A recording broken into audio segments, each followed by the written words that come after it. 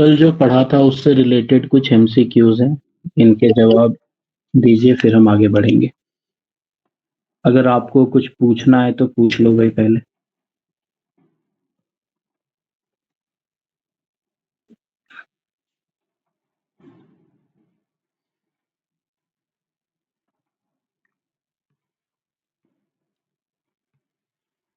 Sir जो आपने MCQs दिए थे उसमें थोड़े से डाउट्स थे। पूछो। सर एक क्वेश्चन था, out of the given options which will need the biggest sample size. तो उसका क्वेश्चन नंबर बताओ। क्वेश्चन नंबर 11 जो 20 वाला सेट था उसमें से। Question number 11। हाँ जी, out of given option which will need the biggest sample size. Yes sir, ये वाला। एक मिनट जरा मैं अपना ये लैपटॉप थोड़ा सा एडजस्ट कर लूं।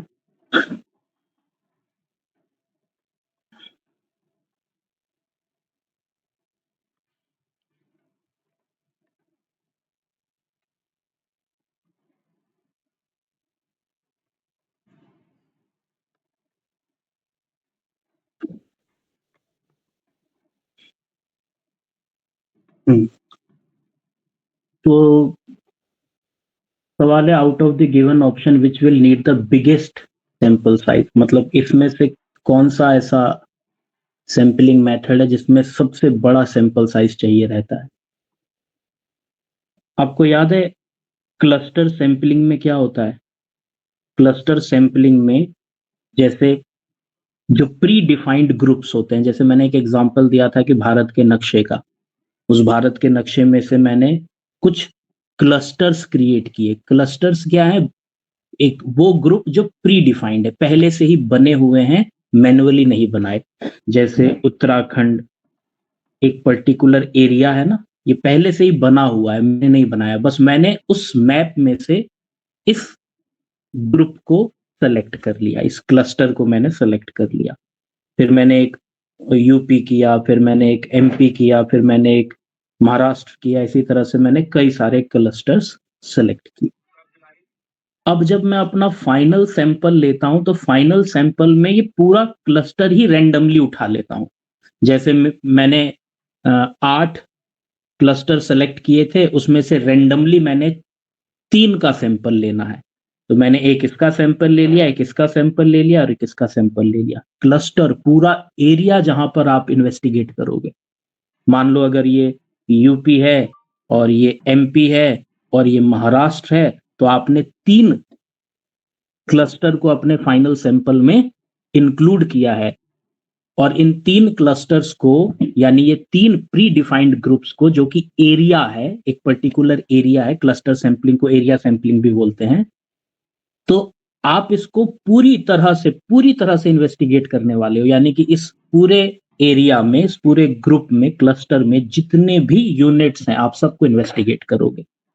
तो सोचो आपके पास कितना बिग सैंपल साइज इकट्ठा होने वाला है।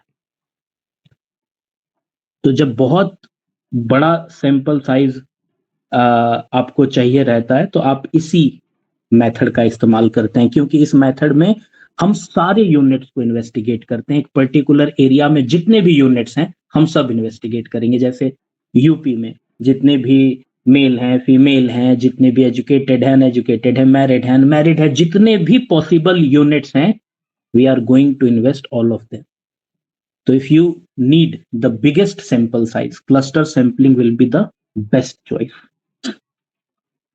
ठीक है ना? Okay sir. बाकी बाकी हर कोई भी मेथड देख लो, बाकी हर एक में क्या होता है, आप इंडिविजुअल यूनिट को सेलेक्ट करते हो। यहां पर पूरा क्लस्टर ही सैंपल में सेलेक्ट कर लेते हो। अगर आप रिवीजन करो वापस जाकर, तो आप देखोगे हर मेथड में आप इंडिविजुअल यूनिट को रेंडमली या नॉन रेंडमली अपने फाइनल सैंपल में लेते हो।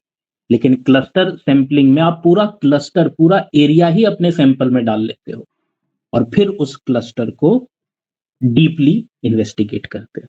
तो सी इसका सही ऑप्शन होना चाहिए। और कोई सवाल जिसमें कंफ्यूजन है?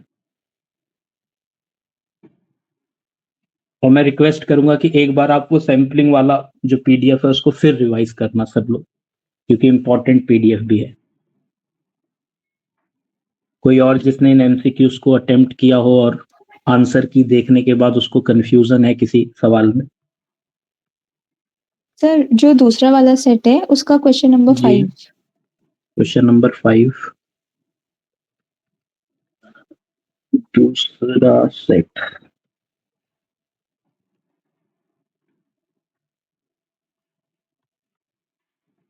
Which of the following are the sources of collecting quantitative data? Quantitative data को कलेक्ट करने के कौन कौन से सोर्स हैं? तो सर तो क्वांटिटेटिव इसमें डेटा, बोथ होगा ना, मतलब both B and C.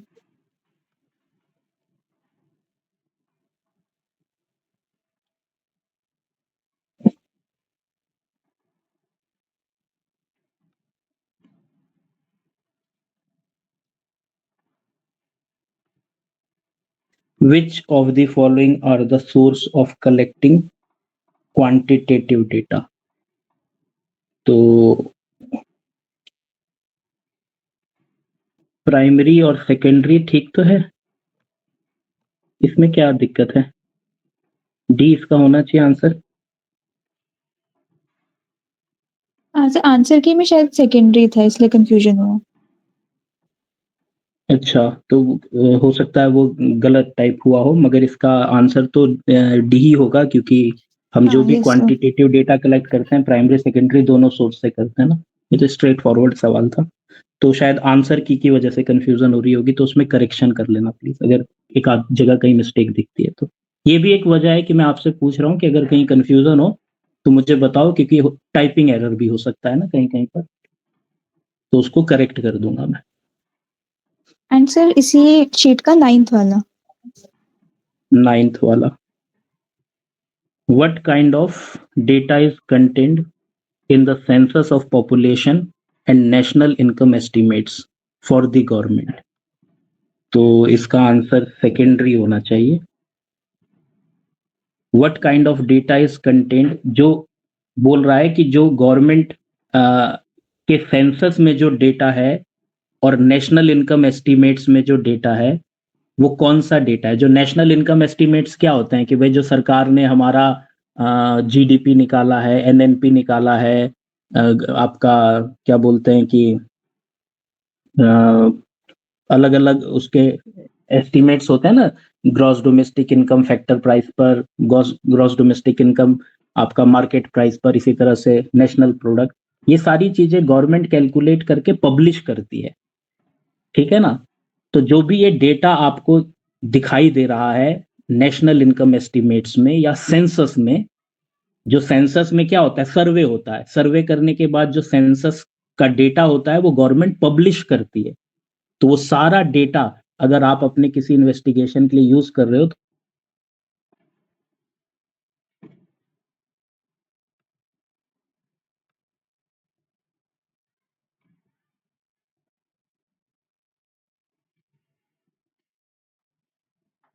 Contained,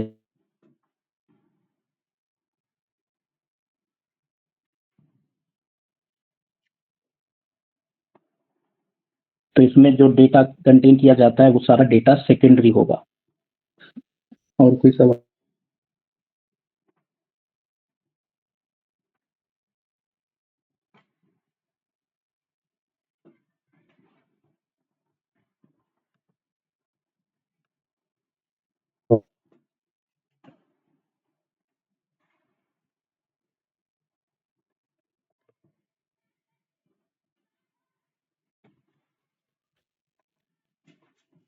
चलो, कल वाला टॉपिक क्लियर है जो हमने पढ़ा था, क्लासिफिकेशन वाला और टेबुलेशन वाला, क्वेश्चन नंबर 30, कौन से सेट का क्वेश्चन नंबर 30?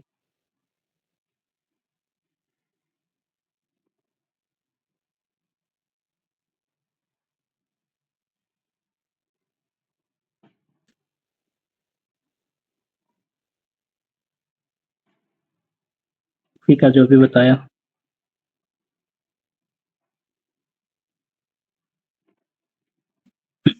एक एक और बात याद रखिएगा, अगर किसी को कंफ्यूजन भी हो रही हो, तो क्या जो गवर्नमेंट है वो ये डेटा कलेक्ट करती है? गवर्नमेंट ये डेटा किसी संस्था से कलेक्ट करवाती है, यस और नो?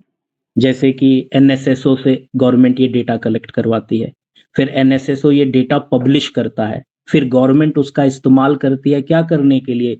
अपने रिसर्च करने के लिए कि भाई हमारी क्या बोलते हैं कि नेशनल इनकम क्या है, जीडीपी क्या है, हमारा ग्रोथ रेट क्या है, डेथ रेट क्या है। गवर्नमेंट तो एनएसएसओ द्वारा पब्लिश्ड डेटा का इस्तेमाल करती है ना। सेंसस कौन इशू कर रहा है? आपका एनएसएसओ कर रहा है ना। नेशनल इनकम, ये नेशनल इनकम जो एस्टिमेट्स हैं ये कौन इशू करता है? ये सीएसओ इशू करता है। गवर्नमेंट बस इसका इस्तेमाल करती है। गवर्नमेंट के लिए सेकेंडरी डेटा है। हमारी बात समझ में? तो ये बात कंफ्यूज ना करे आपको। और आपको याद दिला दूं, ये सवाल शायद एग्जाम में भी पूछा गया था, किसके, एएसओ के एग्जाम में, अगर किसी ने एएसओ का पेपर दिया है तो। ठीक है ना। तो ये जो भी डेटा होता है वो डेटा गवर्नमेंट की एजेंसीज द्वारा कलेक्ट किया जाता है।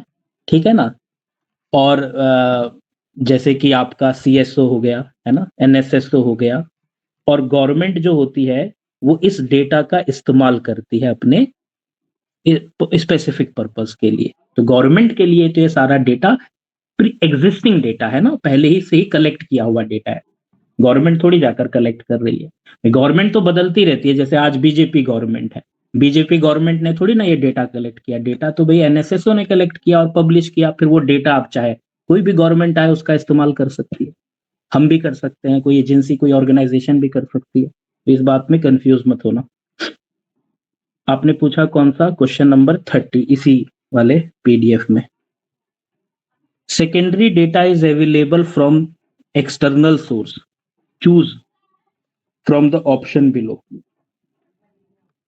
ट्रू, फॉल्स, पार्शियली ट्रू, क्या दिक्कत है इसमें? Secondary data is available only from external source, बिल्कुल गलत है। सेकेंडरी डेटा इंटरनल सोर्स से भी आता है, पूरी तरह से फॉल्स है। आपको एक एग्जांपल से समझाता हूं, आप मेरी बात को शायद रिलेट करोगे। जैसे एक एग्जांपल की, क्या किसी कंपनी में एमआईएस सुना है ना? चलो छोड़ो, किसी कंपनी में बहुत सारे रिपोर्ट्स तैयार होते हैं, यस और नो, फाइनेंशियल स्टेटमेंट्स के आधार पर। जैसे मेरे फाइनेंशियल स्टेटमेंट्स साल के एंड में बनाए जाते हैं, उस स्टेटमेंट्स के आधार पर कितने सारे रिपोर्ट्स तैयार होते हैं। मान लो कि अगर आप अपना क्या बोलते हैं कि कैश से रिलेटेड कोई रिपोर्ट तैयार कर रहे हो, आप अपना इन्वेंट्री मैनेजमेंट से रिलेटेड कोई रिपोर्ट तैयार कर रहे हो, आप अपना फाइनेंशियल मैनेजमेंट से रिलेटेड कोई रिपोर्ट तैयार कर रहे हो, आप अपनी ऑडिट रिपोर्ट तैयार कर रहे हो, तो बताओ ये सारे रिपोर्ट आपको कहाँ से मिलेंगे? इंटरनल सोर्स से कि एक्सटर्नल सोर्स से? अगर अगर मान लीजिए कि एक कंपनी को अपनी ऑडिट रिपोर्ट तैयार करनी है या अपनी इन्वेंट्री की रिपोर्ट तैयार करनी है, तो इसके लिए डेटा उसको कहाँ से मिलेगा? उसके इंटरनल सोर्स से। वो जाकर अपने फाइनेंशियल स्टेटमेंट्स देखेगी या इन्वेंट्री की लॉग बुक देखेगी। बिल्कुल, जो डेटा प्री एग्जिस्टिंग है वहीं से तो ये रिपोर्ट तैयार की जाएगी ना। तो हाँ, सेकेंडरी डेटा इंटरनल एक्सटर्नल दोनों सोर्स से कलेक्ट किया जा सकता है। गवर्नमेंट के पास कितने सारे डेटा हैं जो गवर्नमेंट उसके डिपार्टमेंट्स में, ऑर्गेनाइजेशन में ही मौजूद हैं। कई डेटा वो बाहर से कलेक्ट करती है। कंपनी में भी जैसे कई सारे डेटा वो बाहर से कलेक्ट करती है, जैसे कंज्यूमर का टेस्ट प्रेफरेंस हो गया, कॉम्पिटिटर से रिलेटेड डेटा हो गया, मार्केट से रिलेटेड डेटा हो गया। कई सारे डेटा वो अपने इंटरनल रिकॉर्ड से कलेक्ट करती है, जैसे पिछले साल की परफॉर्मेंस क्या थी, पिछले साल की सेल क्या थी, करंट ईयर की सेल क्या थी। इस तरह से वो डेटा का एनालिसिस करती है कि भाई पिछले साल मेरी सेल इतनी थी, इस साल मेरी सेल इतनी है, इस साल कम क्यों है, क्या कारण है। तो पिछले साल की सेल का डेटा तो पिछले साल के रिकॉर्ड्स में मौजूद है, इस साल की सेल्स का डेटा इस साल के रिकॉर्ड्स में मौजूद है। मैंने दोनों डेटा को कलेक्ट करके कंपैरिजन किया, तो ये भी तो स्टैटिस्टिक्स है। और यहाँ पर जो डेटा मैं कलेक्ट कर रहा हूँ अपने ही ऑर्गेनाइजेशन के अंदर जो डॉक्यूमेंट्स मौजूद हैं वहां से कलेक्ट कर रहा हूँ। तो सेकेंडरी डेटा प्री एग्जिस्टिंग होता है, जो पहले से ही कलेक्ट है, ऑर्गेनाइज्ड है, और वो इंटरनल एक्सटर्नल सोर्स से कलेक्ट किया जा सकता है। इसलिए स्टेटमेंट पूरी तरह से गलत है, क्योंकि ओनली लिखा हुआ है। अगर लिखा होता सेकेंडरी डेटा इज या कैन बी कलेक्टेड ऐसे लिखा होता या मे बी कलेक्टेड ऐसे लिखा होता तो मैं उसको ट्रू बोल देता, है ना? लेकिन यहाँ पे लिखा है कि ओनली केवल वो एक्सटर्नल सोर्स से कलेक्ट हो सकता है, तो फिर ये गलत स्टेटमेंट हो गई। और बोलो, और किसी को कुछ डाउट?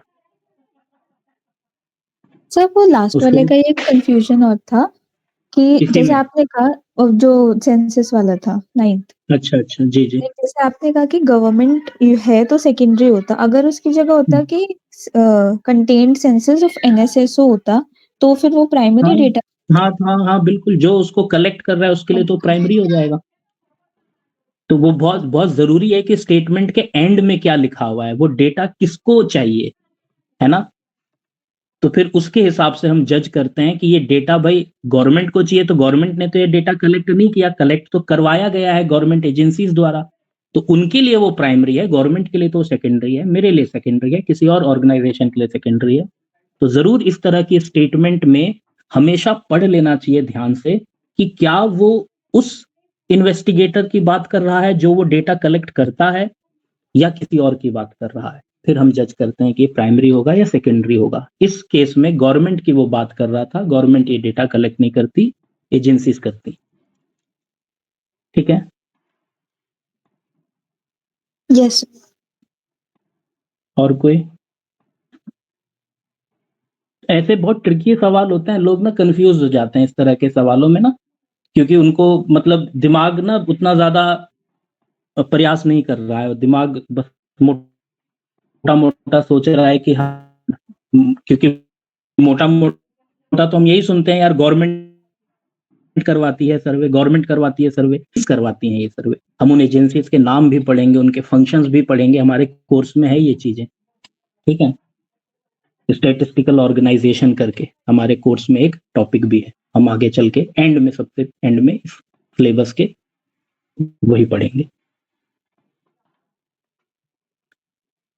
तो उम्मीद है कि बाकी लोग भी इसी तरह से प्रैक्टिस करो भाई। जैसे एक सवाल अभी एक ऑप्शन गलत हो जाना, एक वंशिका जी ने कि एक ऑप्शन गलत था, वो गलती से डी की जगह सी था, तो इसका मतलब या तो बाकियों ने उसको सही मान लिया या बाकियों ने अभी तक उसे पढ़ा ही नहीं है ये एमसीक्यूज। तो अगर आप ऐसा कर रहे हो तो भाई आपको थोड़ा सा अलर्ट रहने की जरूरत है कि प्रैक्टिस तो करनी पड़ेगी ना।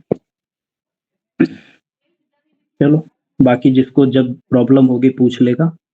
अभी के लिए जरा कल वाले टॉपिक से रिलेटेड एमसीक्यूज पर आते हैं, देखते हैं कि आपको कल वाला टॉपिक कितना समझ में आया। टॉपिक था कल का क्लासिफिकेशन और टेबुलेशन।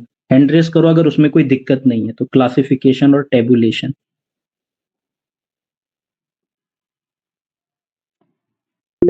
ठीक है। अच्छा, 1 मिनट रुकना है, 1 मिनट देना।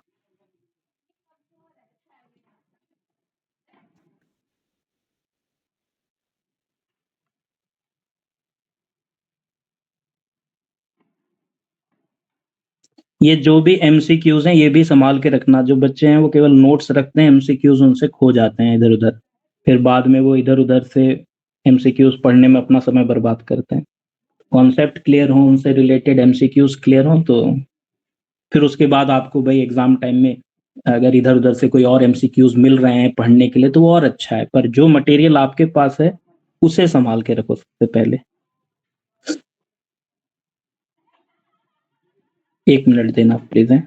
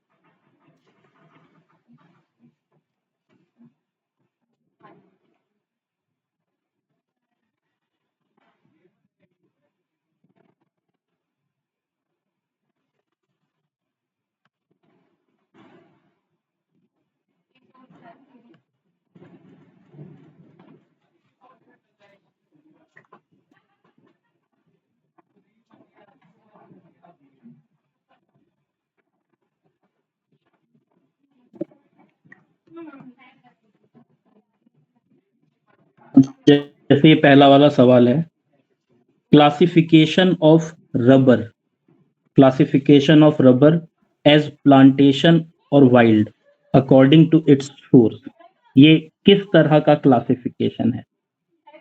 Classification of rubber as plantation, quantitative, qualitative, geographical या कोई सा भी नहीं?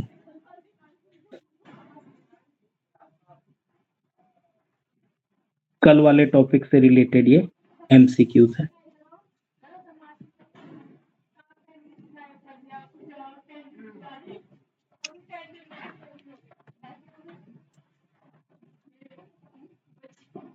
रबर का क्लासिफिकेशन कर रहे हो, रबर का क्लासिफिकेशन एज प्लांटेशन है ना? रबर का क्लासिफिकेशन कैसा होगा? क्वालिटेटिव नहीं होगा भाई, अकॉर्डिंग टू सोर्स मतलब किस क्वालिटी का रबर आप उगा रहे हो, है ना? अच्छी क्वालिटी का, खराब क्वालिटी का, किस डिपेंड करता है ना उसके प्लांटेशन पर। तो जब आप रबर का क्लासिफिकेशन करोगे उसके प्लांटेशन के आधार पर, तो फिर तो हम उसकी क्वालिटी को फोकस कर रहे हैं ना, तो ये क्वालिटेटिव क्लासिफिकेशन हो गया। इसी तरह से classification of individuals concerning material ये marital status as single, married, divorced, अगर हम किसके मैरिटल स्टेटस के आधार पर क्लासिफिकेशन कर रहे हैं इंडिविजुअल का कि सिंगल कितने, मैरिड कितने, डाइवोर्स्ड कितने, तो ये किस तरह का क्लासिफिकेशन कहलाएगा? ये किस तरह का क्लासिफिकेशन कहलाएगा?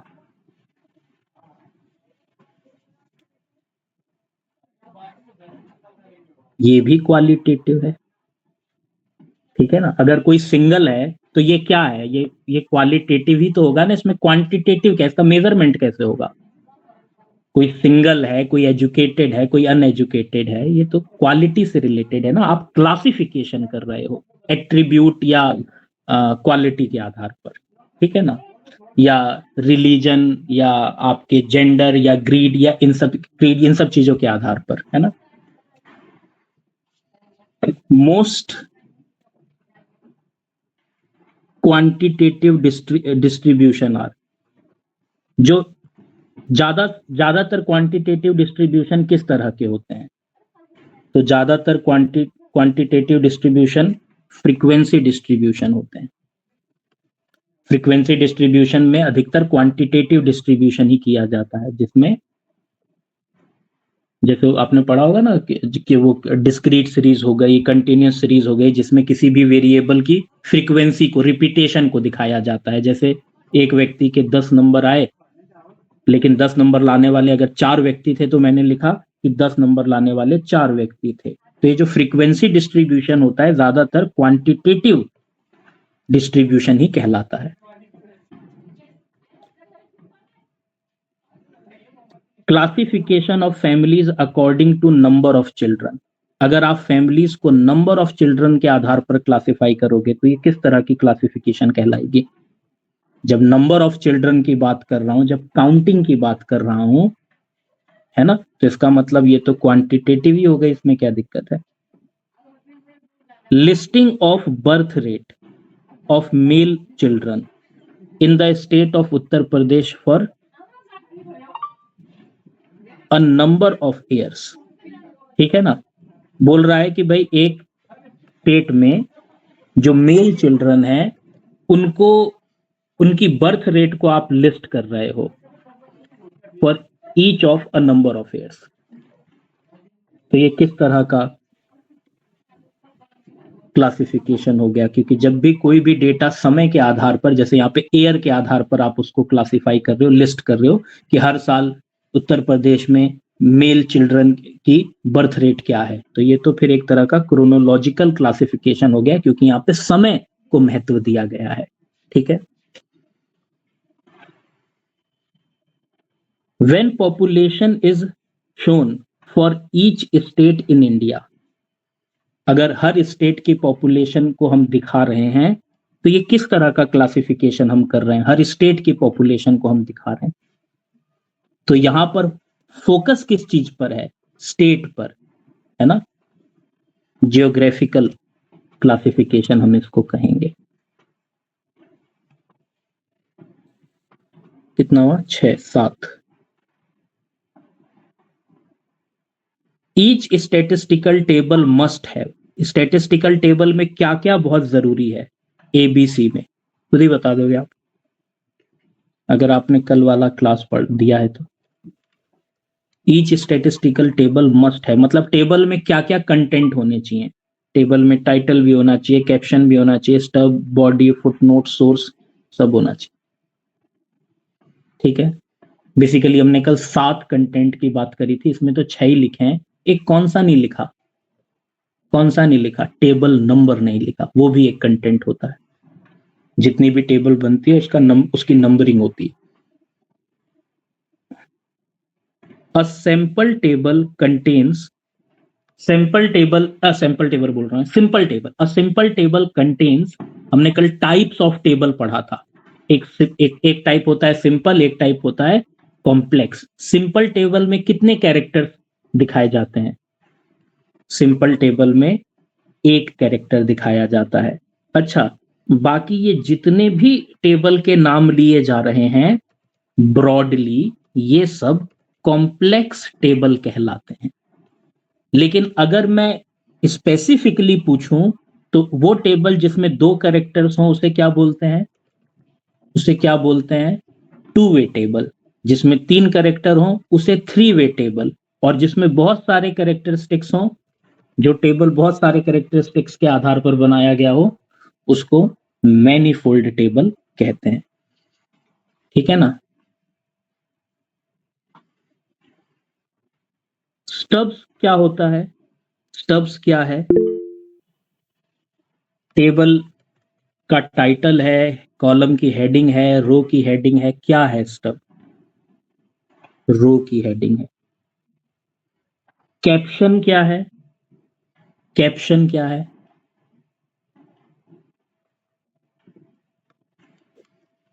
कैप्शन कॉलम की हेडिंग है। In tabular form the figures which are to be compared are,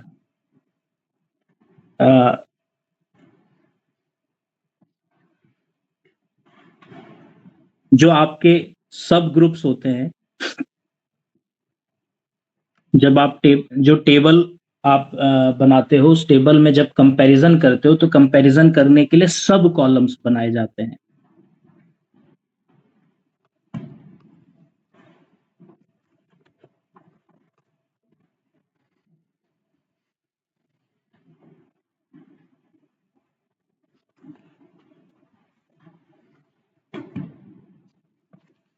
एक मिनट है।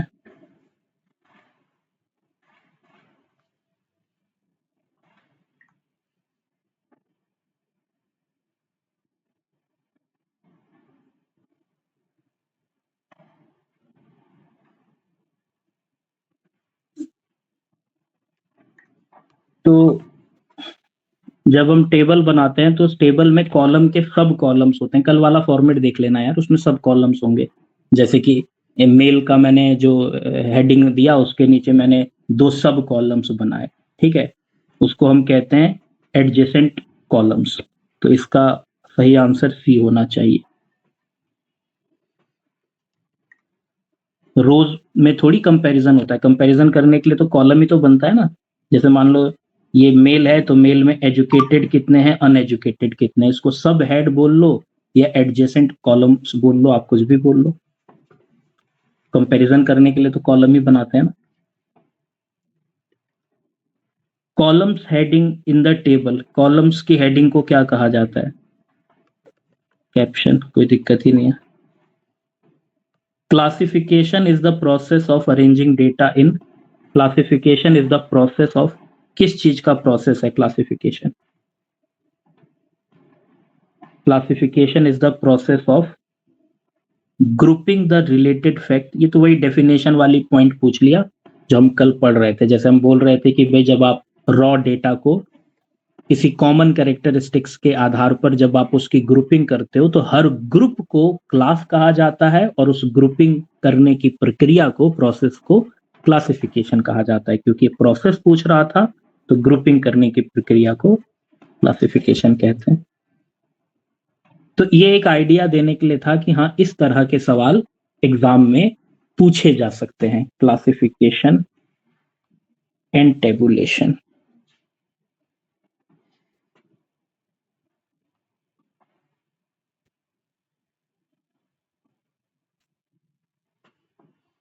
अगर यहां तक क्लियर है तो हैंड रेस करो, फिर हम आगे बढ़ेंगे।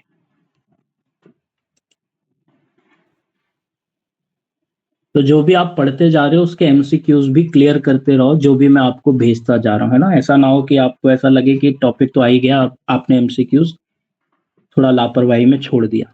उसको भी प्रैक्टिस करो, कई बार क्लैरिटी हो जाती है।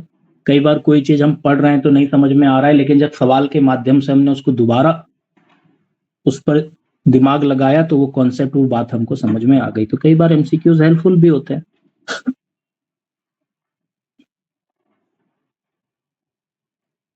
कल जो हमने टॉपिक पढ़ा था उसमें मैंने कहा था एक चीज को बाद में बताऊंगा, क्योंकि कल मेरा मेन फोकस था क्लासिफिकेशन और टेबुलेशन को एक साथ समझाने पर, कि भाई टेबुलेशन से पहले क्लासिफिकेशन जरूरी होता है, क्लासिफिकेशन करने के बाद हम टेबुलेशन करते हैं। टेबुलेशन केवल क्वांटिटेटिव डेटा का करते हैं। कल मैंने कहा था कि जो क्लासिफिकेशन में दो चीजें और पढ़ी जाती हैं, एक वेरिएबल्स और एक स्टैटिस्टिकल सीरीज।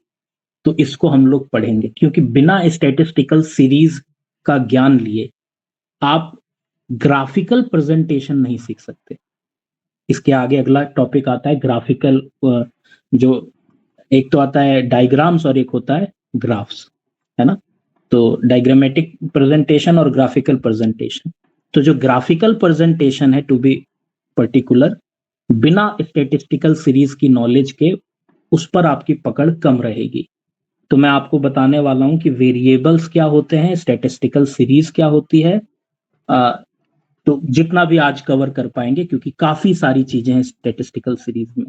अच्छा, एक और बात बता दूं, कोई भी चैप्टर आप पढ़ो इस स्टैटिस्टिक्स में अब आगे, क्योंकि हमारा थ्योरेटिकल वाला जो पार्ट है, जो प्योरली थ्योरी है, वो लगभग लगभग अब एक चैप्टर तक ही सीमित है। उसके बाद हम न्यूमेरिकल वाले पार्ट पर आएंगे। हालांकि न्यूमेरिकल वाले पार्ट में भी थ्योरी कॉन्सेप्ट बहुत है। भाई न्यूमेरिकल वाले क्वेश्चन एग्जाम में उतने आते नहीं है, लेकिन हाँ, लेकिन वहां पर जैसे मान लो कि हम अर्थमेटिक मीन पढ़ रहे हैं या मीडियन पढ़ रहे हैं, तो मीडियन निकालना तो आना ही चाहिए, लेकिन मीडियन निकालने से रिलेटेड जितने भी थ्योरेटिकल पॉइंट्स होते हैं, उसकी प्रॉपर्टीज होती हैं, ये सब चीजें बहुत इंपॉर्टेंट होती हैं एग्जाम पॉइंट ऑफ व्यू।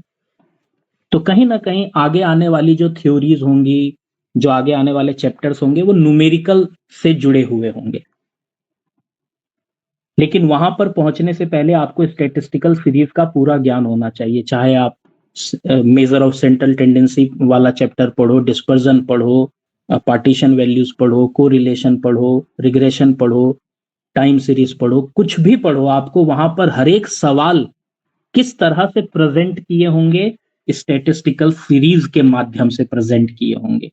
कोई भी सवाल आपको या तो इंडिविजुअल सीरीज में या डिस्क्रीट सीरीज में या कंटिन्यूस सीरीज में दिखाई देगा, और आपको उनको सॉल्व करना होगा। ठीक है ना। हालांकि हम ये ध्यान रखेंगे कि भाई हमारे को न्यूमेरिकल क्वेश्चन में उतना नहीं घुसना है जितना हमको एकेडमिक एग्जाम्स की तैयारी वो पढ़ना पड़ता था। भाई हमारे को ये भी ध्यान रखना है कि हमारा पेपर का पैटर्न कैसा है। बहुत लेंदी लेंदी क्वेश्चंस आने नहीं वाले, बहुत ज्यादा न्यूमेरिकल क्वेश्चंस आने नहीं वाले। तो हमको एकदम डीप नॉलेज होनी चाहिए कॉन्सेप्ट की, डीप नॉलेज होनी चाहिए प्रॉपर्टी की, और एक बेसिक नॉलेज होनी चाहिए कि भाई यहां से कैसे कैसे न्यूमेरिकल्स पूछे जाते हैं, है ना, ताकि हमारा समय बहुत कम बर्बाद हो। तो मैं बात करने वाला हूं वेरिएबल्स क्या होते हैं, स्टैटिस्टिकल सीरीज क्या होती है, क्योंकि ये मस्ट है आगे बढ़ने के लिए। क्योंकि आगे जब हम बढ़ेंगे, बार बार इन शब्दों का हम उच्चारण करेंगे, वेरिएबल्स का, वैल्यूज का, फ्रीक्वेंसीज का, सीरीज का। तो ये सब चीजें हमारे दिमाग में होनी चाहिए। तो समझ लो जैसे क्लासिफिकेशन ऑफ डेटा का ही कंटिन्यूएशन चल रहा है। मैं वेरिएबल्स और स्टैटिस्टिकल सीरीज के बारे में बताने जा रहा हूँ। फिर उसके बाद हम आ जाएंगे उसमें प्रेजेंटेशन वाले टॉपिक में।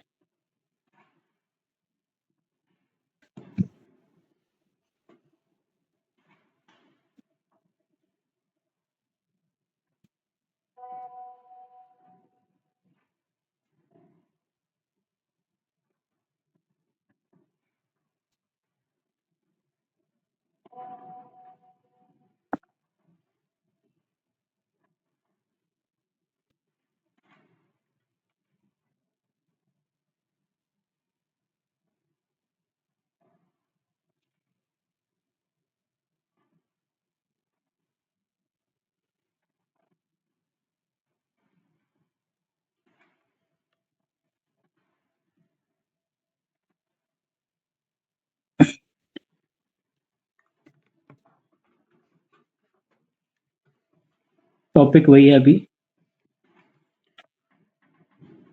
क्लासिफिकेशन ऑफ डेटा, और इसमें हम पढ़ने वाले हैं दो चीजें, एक वेरिएबल क्या होते हैं और एक स्टैटिस्टिकल सीरीज क्या होती है। आगे बढ़ने के लिए हमको इसकी नॉलेज चाहिए। सबसे पहले हम बात करते हैं वेरिएबल्स की। पहले कॉन्सेप्ट को समझते हैं, फिर आपको आसान लगेगा टॉपिक। वेरिएबल्स क्या होते हैं भाई? जो चेंज होता रहता है। जैसे वेरी करना क्या होता है, आप ये समझते होंगे ना। वेरी करना, अगर कोई चीज बदलती रहती है तो हम कहते हैं ना वेरी कर रही है बार बार। तो वेरिएबल वो कैरेक्टरिस्टिक्स होते हैं जो हर ऑब्जर्वेशन पर बदलते रहते हैं, जिनकी प्रॉपर्टी है वो चेंज होते रहते हैं। जैसे मान लो अगर आप 10 लोगों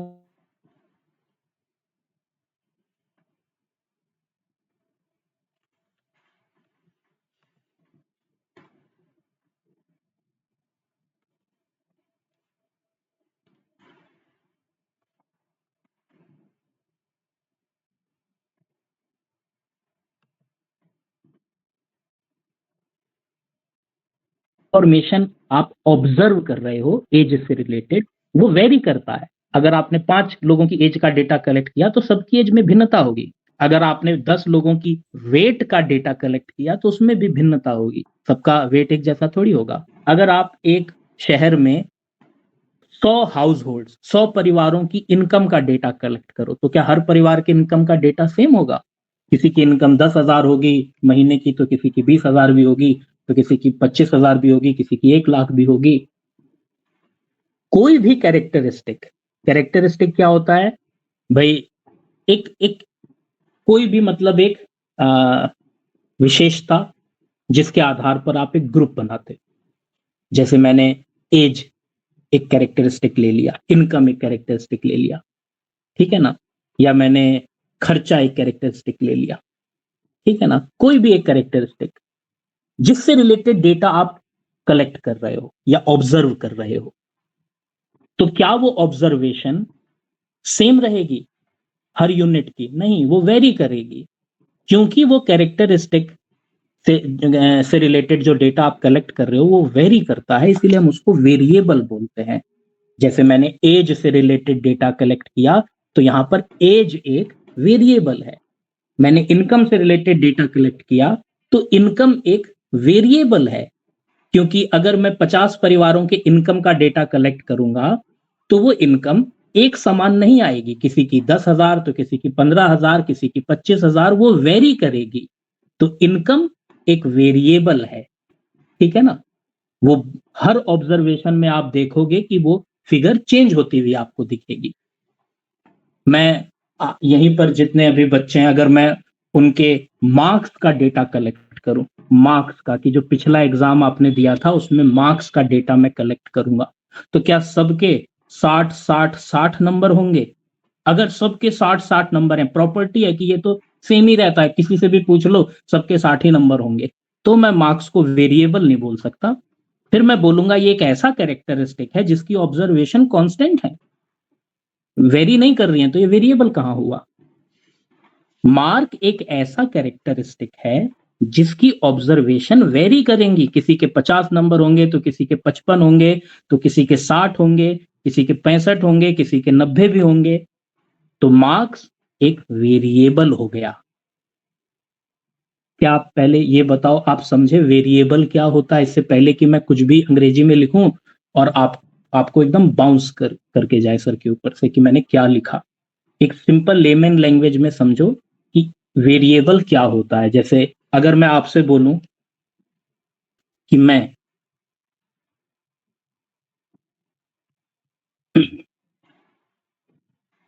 हर स्टेट का, यूपी का, यूके का, एमपी का, महाराष्ट्र का, है ना, आपका हर स्टेट का मैं डेथ रेट का डेटा कलेक्ट कर रहा हूं। बताओ हर स्टेट का जो डेथ रेट का डेटा है, क्या वो कांस्टेंट रहेगा या वेरी करेगा? सबका सेम आएगा या अलग अलग होगा? किसी का कम ज्यादा होगा ना। जो ऑब्जर्वेशन आप करोगे, जो डेटा आप कलेक्ट करोगे, वो वेरी करेगा। हो सकता है कहीं डेथ रेट 6 हो, कहीं 5 हो, कहीं 8 हो, कहीं 7 हो। तो इसका मतलब ये डेथ रेट भी एक वेरिएबल है। आप रट नहीं सकते वेरिएबल क्या होता है। आप वेरिएबल का कॉन्सेप्ट समझ सकते हो। मार्क्स भी एक वेरिएबल है, डेथ रेट भी एक वेरिएबल है, सेल्स भी एक वेरिएबल है, इनकम भी एक वेरिएबल है, खर्चा भी एक वेरिएबल है, एज भी वेरिएबल है, वेट भी वेरिएबल है, हाइट भी वेरिएबल है। हर वो कैरेक्टरिस्टिक जिससे रिलेटेड डेटा आप कलेक्ट करो, यदि वो वेरी करता है, हर ऑब्जर्वेशन पर उसकी फिगर चेंज होती है, तो वो एक वेरिएबल कहलाएगा। और उस वेरिएबल को प्रेजेंट करने के लिए ही, उसके अच्छे प्रेजेंटेशन के लिए ही हम स्टैटिस्टिकल सीरीज का उपयोग करते हैं, उसको अच्छे से प्रेजेंट करने के लिए, क्लासिफाई करके उसको प्रेजेंट करने के लिए टेबल के माध्यम से हम सीरीज का इस्तेमाल करते हैं।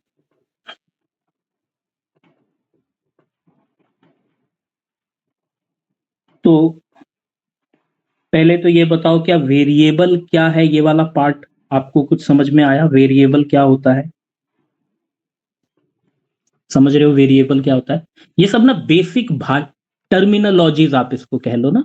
जब आप स्टैटिस्टिक्स पढ़ते हो तो ये बहुत आम टर्म्स हैं जो आप यूज करते हो, और मैं इसको पूरे स्टैटिस्टिक्स में यूज भी कर रहा हूं, और मेरे को इसका आइडिया भी नहीं है कि जो मैं बोल रहा हूं उसका एग्जैक्टली मतलब क्या होता है। वेरिएबल वेरिएबल न जाने हम स्टैटिस्टिक्स में ये शब्द अब कितने बार यूज करेंगे, हमारे जबान पे ये शब्द बहुत बार आएगा, और मुझे मालूम भी नहीं है कि वेरिएबल क्या होता है, तो फिर तो दिक्कत है। तो पहले थोड़ा बेसिक टर्म्स को आप समझ जाओगे तो आपको अपने आप ही चीजें आसान लगने लगेंगी। क्या है वेरिएबल? अ कॉमन फैक्टर। कॉमन फैक्टर मतलब एक कैरेक्टर,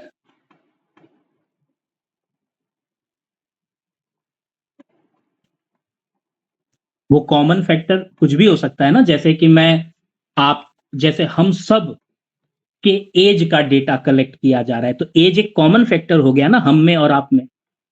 मान लीजिए कि मैं और आप, हम सब के मार्क्स का डेटा कलेक्ट किया जा रहा है, तो मार्क्स एक कॉमन फैक्टर हो गया ना हमारे बीच में। हमारी हाइट का डेटा कलेक्ट किया जा रहा है, तो हाइट एक कॉमन फैक्टर हो गया ना। वो कॉमन फैक्टर को ही कैरेक्टरिस्टिक्स कहते हैं, और इसी कैरेक्टरिस्टिक्स के आधार पर क्लासेस बनाए जाते हैं, ग्रुपिंग बनाई जाती है, जिस प्रक्रिया को क्लासिफिकेशन कहते हैं। तो शब्दों को समझना भैया, है ना, ऐसा ना लगे कि कोई भी शब्द भारी पड़ गया मेरे को, मतलब संभाला नहीं जा रहा। अ कॉमन फैक्टर और character which take different values,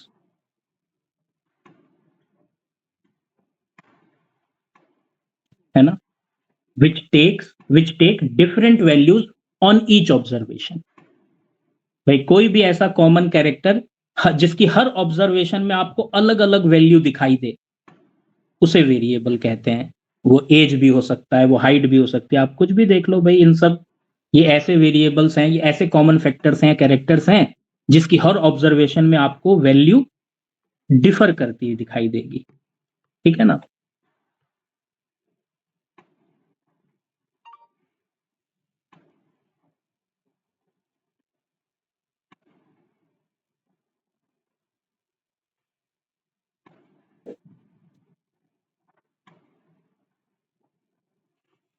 example के लिए, एज हो गया, हाइट हो गया, वेट हो गया, कुछ भी ले लो यार एग्जाम्पल। वेरिएबल्स तो कुछ भी हो सकते हैं ना।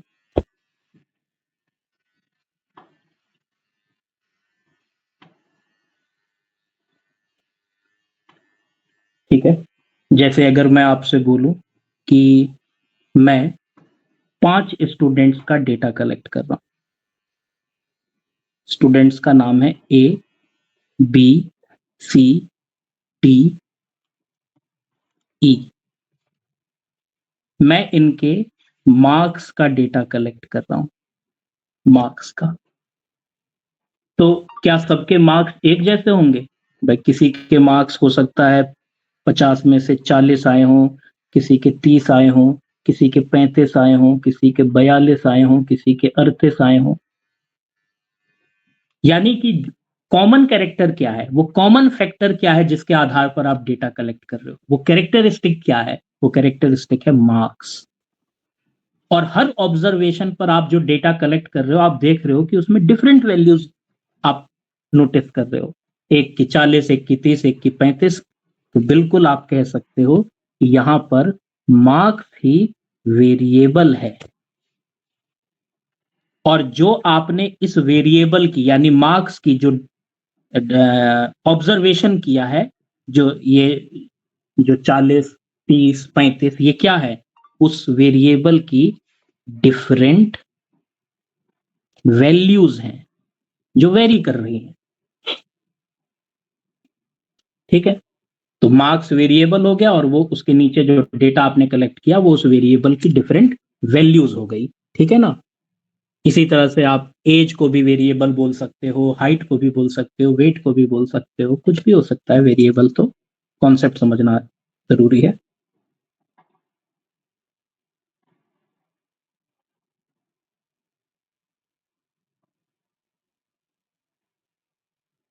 अब जैसे ये डेटा आपने कलेक्ट करके क्या किया, मतलब आप ये जो डेटा कलेक्ट कर रहे हो ये क्यों कलेक्ट कर रहे हो? जाहिर सी बात है, मैं कुछ ना कुछ ऑब्जर्व करना चाहता हूँ। क्या पता मैं इनका एवरेज मार्क्स कैलकुलेट करना चाहता हूँ, मैं देखना चाहता हूँ कि इन 5 बच्चों के एवरेज मार्क्स कितने आए, वो एक अलग चीज है कि आप डेटा किस उद्देश्य से कलेक्ट कर रहे हो। मैं देखना चाहता हूँ कि इन 5 बच्चों के एवरेज मार्क्स कितने हैं, ताकि मैं जान सकूं कि भाई इस पर्टिकुलर एग्जाम में लोग कितने मार्क्स लेकर आए, पिछले एग्जाम में कितने लाए थे, क्या इस बार की परफॉर्मेंस उनकी पहले से बेहतर रही, कम खराब रही, क्या इंप्रूवमेंट किया जा सकता है। यही सब तो रिसर्च का विषय होता है ना, और इसके लिए ही हम स्टैटिस्टिक्स का प्रयोग करते हैं, डेटा का इस्तेमाल करते हैं। अच्छा, ये जो वेरिएबल होता है ये भी दो प्रकार का होता है, टाइप्स ऑफ वेरिएबल। तो वेरिएबल दो प्रकार के होते हैं, कौन कौन से? एक होता है आपका डिस्क्रीट वेरिएबल,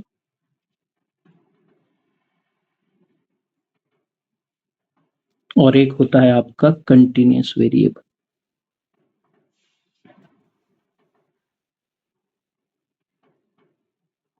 अच्छा, कल, मैं इससे पहले कि मैं भूल जाऊं, कल आप लोगों को पता है भैया दूज है, तो मेरी कल रिक्वेस्ट रहेगी कि कल आप सुबह आ सकते हैं क्लास लेने, कि कल मुझे अपनी दीदी के घर जाना है, तो शायद मैं कल ना आ पाऊं।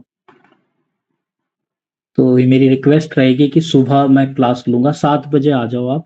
और फिर टाइम को लेके मतलब फिर मेरे को मतलब बार बार कोई ऐसे पर्सनल मैसेज मत ना करे, फिर मैं भावुक हो जाता हूँ। कोई मेरे से कुछ बोलता है ना, फिर मेरे को ऐसा लगता है कि नहीं ये ठीक है, मुझे कुछ सोचना चाहिए, तो गड़बड़ हो जाती है फिर। सुबह नहीं हो पाएगा सर।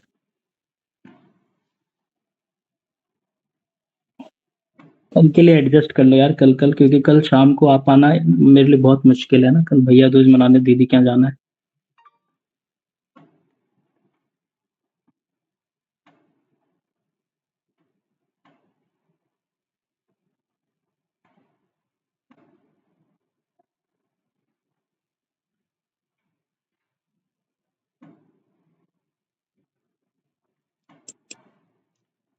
हम्म।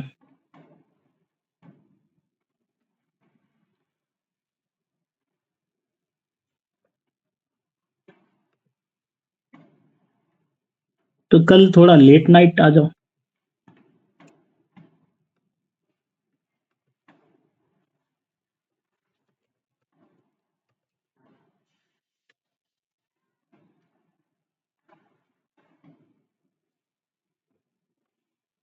हम्म। अगर कल 10 बजे पढ़ाऊँ तो 10 बजे से आ जाओगे सारे? एक दिन की बात है, एक दिन एडजस्ट, मैं नहीं चाहता कल छुट्टी हो इसलिए एडजस्टमेंट करने के लिए कह रहा हूँ।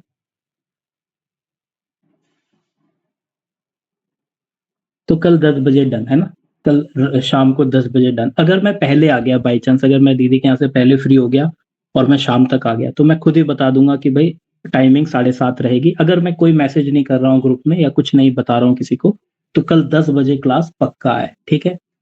और अगर हुआ तो मैं 7:30, अगर मैं टाइम से आ गया तो मैं 7:30 बजे ही पढ़ा दूंगा, नहीं आ पाया तो 10 बजे पढ़ा दूंगा, ठीक है। तो ये डन रहा कल के लिए, सिर्फ सिर्फ कल के लिए, बाकी तो टाइमिंग वही सेम रहेगी। वापस आ जाते हैं टॉपिक पर, टाइप्स ऑफ वेरिएबल। तो टाइप्स ऑफ वेरिएबल में डिस्क्रीट वेरिएबल, कंटिन्यूस वेरिएबल, दो तरह के वेरिएबल होते हैं। पहले ना आप ना कॉन्सेप्ट को समझो, फिर मैं इसको लिखवाना शुरू करूंगा, ताकि आपको पहले बात दिमाग में समझ में आ जाए, तो आप रिलेट कर सकें कि मैं क्या लिखवा रहा हूं।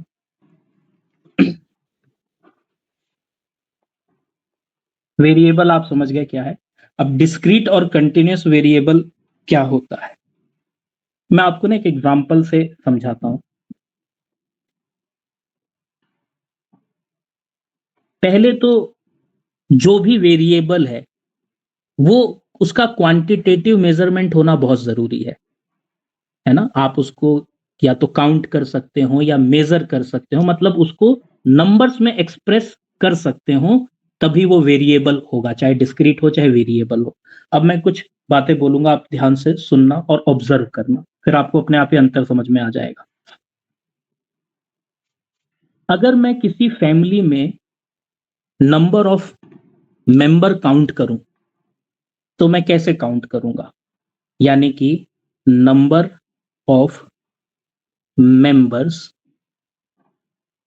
इन a family, in a family, तो मैं कैसे काउंट करूंगा। मैं कहूंगा कि एक परिवार में एक सदस्य हैं, दो सदस्य हैं, तीन सदस्य हैं, चार सदस्य हैं, पांच सदस्य हैं। क्या मैं ऐसे बोल सकता हूं कि एक परिवार में 3.5 सदस्य हैं? क्या ये स्टेटमेंट ट्रू है या फॉल्स है?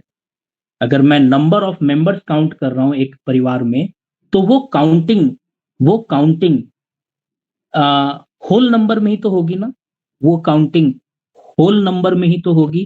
क्या वो काउंटिंग फ्रैक्शन में हो सकती है? क्या वो काउंटिंग फ्रैक्शन में हो सकती है? कभी नहीं हो सकती। अगर मैं बोलूं, ऑब्जर्व करना मैं जो एग्जांपल दे रहा हूं, अगर मैं बोलूं कि शॉप्स इन देहरादून सिटी, मैं देहरादून सिटी में जो नंबर ऑफ शॉप्स हैं उनकी मैं बात कर रहा हूं, number of shops in Dehradun city, तो मैं कैसे काउंट करूंगा? एक, दो, तीन, चार, पांच। क्या मैं ऐसे बोल सकता हूं कि देहरादून सिटी में 102.8 शॉप्स हैं? यानी अगर मैं शॉप्स भी काउंट करूंगा, तो होल नंबर में ही तो काउंट करूंगा ना, उसको फ्रैक्शन या डेसिमल्स में तो एक्सप्रेस नहीं कर सकता। इसी तरह से इसी तरह से अगर मैं,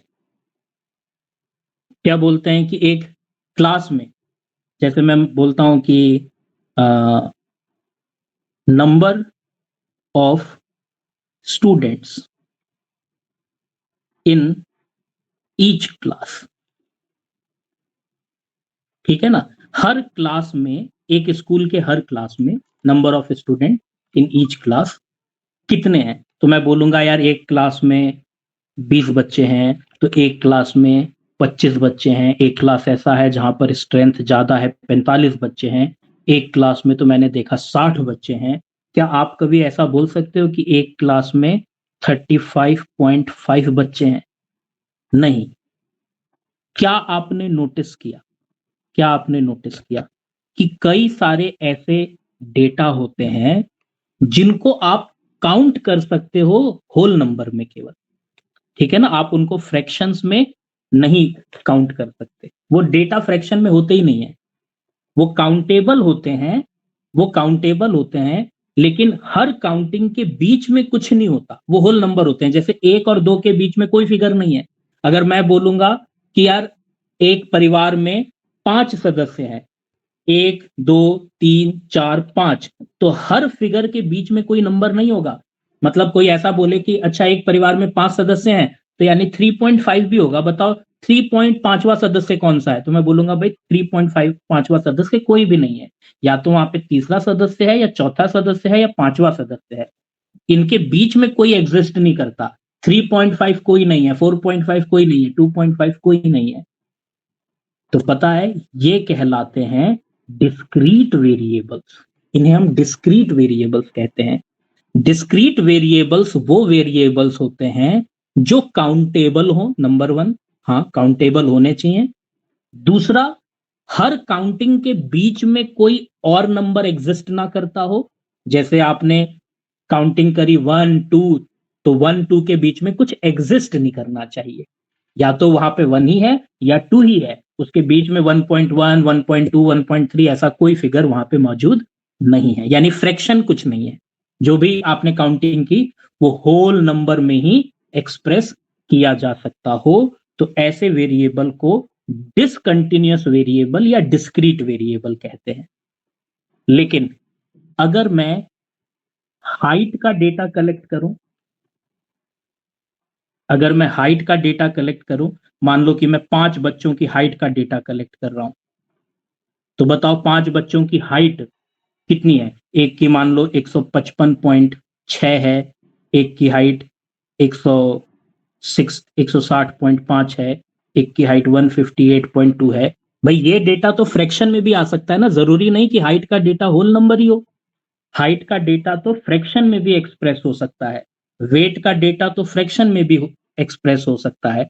कोई भी माप जो मेजरमेंट आप करते हो, मीटर, लीटर, केजी, ये सब फ्रैक्शन में भी आ सकते हैं। आपका टेम्परेचर, समय, है ना, इनकम, इनकम भी फ्रैक्शन फ्रैक्शन में आ सकती है, खर्चा भी फ्रैक्शन में आ सकता है।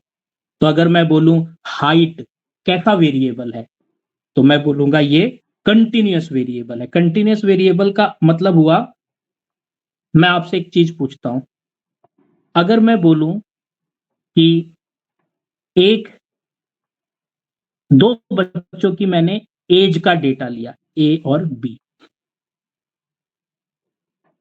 एक की एज है 25 साल और एक की एज है 26 साल। क्या 25 और 26 के बीच में कोई एज होती है?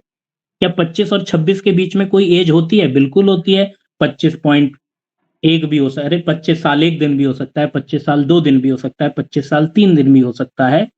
जब दो वैल्यूज के बीच में भी कोई वैल्यू एग्जिस्ट करती हो, तो यानी कोई फ्रैक्शन हो उस वैल्यू का, तो फिर वो कंटिन्यूअस कहलाता है, फिर वो डिसकंटिन्यूअस नहीं है।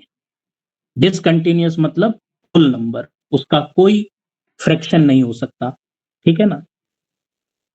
तो डिस्क्रीट सीरीज मतलब एक ऐसा डेटा जो काउंटेबल हो और जिसे केवल होल नंबर में ही एक्सप्रेस किया जा सकता हो, जिसे फ्रैक्शन में एक्सप्रेस ना किया जा सकता हो, जिसकी काउंटिंग तो हो सकती है, मेजरमेंट नहीं हो सकता। लेकिन ऐसा डेटा जिसका मेजरमेंट किया जाता है, और जब हम किसी डेटा का मेजरमेंट करते हैं, चाहे वो किसी का नाप ले रहे हो, किसी की हाइट, वेट, कुछ भी, इनकम, खर्चा, कुछ भी, ये डेटा फ्रैक्शन में भी आ सकता है। तो ऐसे डेटा को हम कंटिन्यूअस वेरिएबल कहते हैं। कंटिन्यूअस, कंटिन्यूअस का मतलब, जैसे एक एग्जांपल के लिए, क्या 20 साल और 21 साल के बीच में कोई कंटिन्यूटी है? हाँ भाई, 20 साल 1 दिन, 20 साल 2 दिन, 20 साल 3 दिन, 20 साल 4 दिन, 5 दिन, 6 दिन, 365 दिन होंगे, तब जाकर वो 21 साल होगा। तो 20 से 21 के बीच में एक कंटिन्यूअस डेटा आपको दिखाई देता है, जो आपने इन दो फिगर्स में छुपा रखा है। अगर मैं बोलूं 20 से 21 साल के बीच में कितने लोग हैं क्लास के अंदर, तो 20 से 21 साल के बीच में वो बच्चा भी आ जाएगा जिसकी एज 20 साल 4 दिन होगी, जिसकी एज 20 साल 5 दिन होगी, जिसकी एज 20 साल 6 दिन होगी, वो सब इसके बीच में आ जाएंगे। ठीक है ना? तो ये एक कंटिन्यूअस डेटा है। वो डेटा जो केवल होल नंबर में एक्सप्रेस हो सकता है, फ्रैक्शन में एक्सप्रेस नहीं हो सकता, उसे हम डिस्क्रीट या डिसकंटिन्यूअस डेटा कहते हैं। और ये तो आप अपने लॉजिक से भी अब समझ सकते हो कि कौन सा कंटिन्यूअस होगा और कौन सा डिस्क्रीट होगा। जैसे अब मैं आपसे एक एग्जांपल लेता हूं।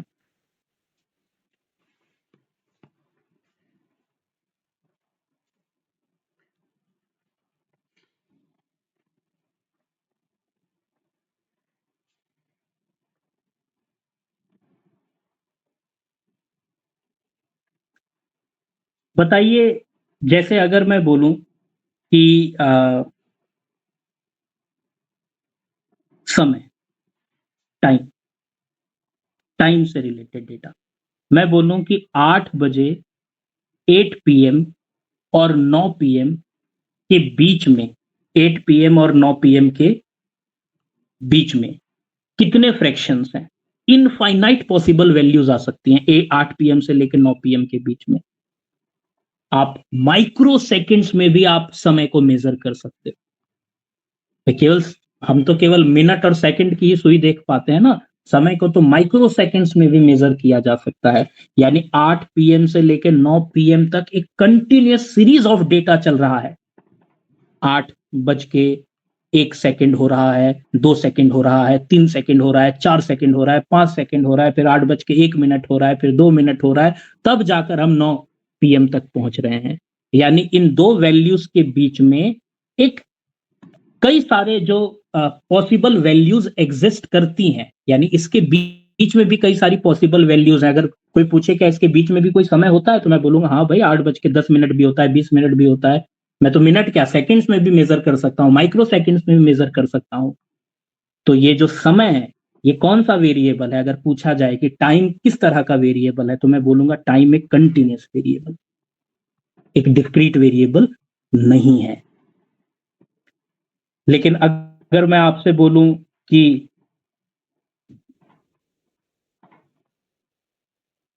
अगर पॉसिबल आउटकम्स, है ना, अगर मैं एक कॉइन को टॉस कर रहा हूं, अगर मैं कॉइन को टॉस कर रहा हूं, तो बताओ पॉसिबल आउटकम्स क्या होंगे? या तो हेड होगा या टेल होगा। क्या इसके बीच में कुछ एग्जिस्ट करता है आउटकम? हेड और टेल के बीच में कोई आउटकम एग्जिस्ट करता है? या तो हेड या तो टेल। अगर इसके बीच में कोई आउटकम एग्जिस्ट नहीं करता, तो जो एक कॉइन को टॉस करने के आउटकम्स हैं, वो एक डिस्क्रीट वेरिएबल है। अगर मैं बोलूं कि एक परिवार में कितने बच्चे हैं, तो मैं काउंट कर रहा हूं कि यार एक परिवार में 1, 2, 3 बच्चे हैं। तो क्या इनके बीच में कोई फिगर एग्जिस्ट करती है, कोई वैल्यू एग्जिस्ट करती है? 1, 2, 3 के बीच में कोई वैल्यू एग्जिस्ट करती है क्या? कोई 2.5वां बच्चा भी है क्या? क्या कोई 1.5वां बच्चा बच्चा भी है क्या? नहीं, या तो पहला ही बच्चा है, या दूसरा ही है, या तीसरा ही है। इन वैल्यूज के बीच में कोई अदर वैल्यूज एग्जिस्ट नहीं करती। ये होल नंबर है, इसका कोई फ्रैक्शन नहीं किया जा सकता। जिन वैल्यूज को केवल होल नंबर में एक्सप्रेस किया जाता है, जिनका फ्रैक्शंस नहीं होता, जिन दो वैल्यूज के बीच में कोई अदर वैल्यूज एग्जिस्ट नहीं करती हैं, वो डिस्क्रीट वैल्यूज होती हैं। और जिनको फ्रैक्शन में एक्सप्रेस किया जा सकता है, जिनका मेजरमेंट किया जा सकता है, जिन दो वैल्यूज के बीच में अदर वैल्यूज भी एग्जिस्ट करती हैं, उनको कंटिन्यूअस वेरिएबल कहा जाता है। ठीक है। अगर मैं बोलूं कि मेरी इनकम है 10,000 और आपकी इनकम है 11,000, तो क्या इन दो वैल्यूज के बीच में कोई अदर वैल्यूज एग्जिस्ट करती हैं? हाँ भाई, किसी की इनकम 10,000 100 रुपए भी हो सकती है, 200 रुपए भी हो सकती है, 300 रुपए भी हो सकती है। यानी ये जो इनकम है, ये कंटिन्यूअस वेरिएबल है, ये डिस्क्रीट वेरिएबल नहीं है। क्योंकि जो भी आप डेटा कलेक्ट करोगे, मान लो आपने दो डेटा कलेक्ट किया, तो उनके बीच में अदर वैल्यूज भी एग्जिस्ट कर सकती हैं, उसको फ्रैक्शन में भी एक्सप्रेस किया जा सकता है। ठीक है ना।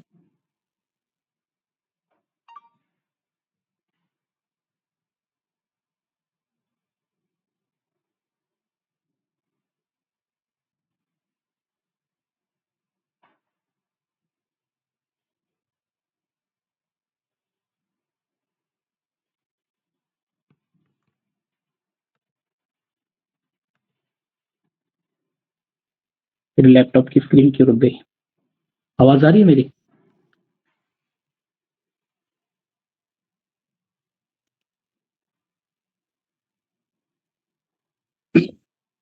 आइए समझते हैं डिस्क्रीट और कंटिन्यूअस वेरिएबल क्या होते हैं।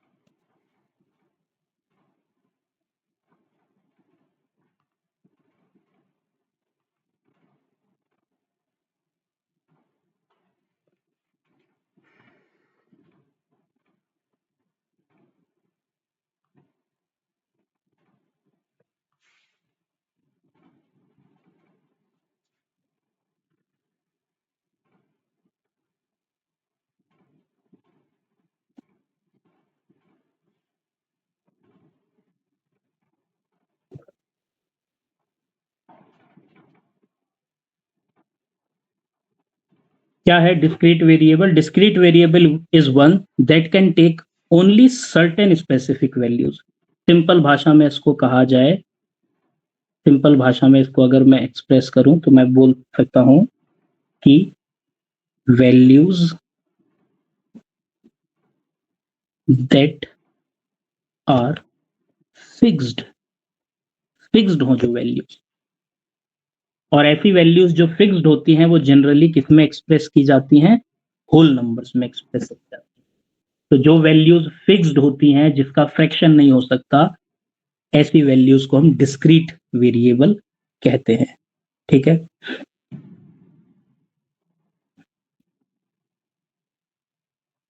जैसे अगर मैं बोलूं कि एक क्लास में 0 से 10 नंबर लाने वाले, ये क्लास मार्क्स हैं, ठीक है ना, एक एक क्लास में 0 से 10 नंबर लाने वाले